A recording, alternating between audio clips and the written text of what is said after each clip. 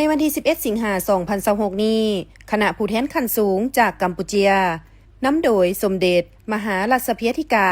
ทิพไดคุณสุดาลี ประธานสภาแห่งชาติแห่งราชอาณาจักรกัมพูเชียได้เข้าวางพวงมาลาและเซ็นปึ้มไว้อาลัยต่อการจากไปของสหายไซสมพรพรหมวิหารกรรมการกรมการเมืองศูนย์กลางภาคประชาชนปฏิวัติลาวประธานสภาแห่งชาติแห่งสปป.ลาวที่ได้ถึงแก่มรณกรรมในวันที่ 8 สิงหาคม 2026 ผ่านมาการเข้าวางพวงมาลาและเซ็นปึ้มไว้อาลัยในครั้งนี้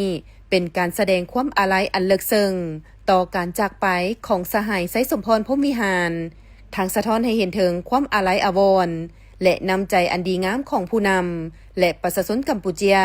ที่มีต่อภาครัฐและประชาชนลาวในโอกาสอันโศกเศร้านี้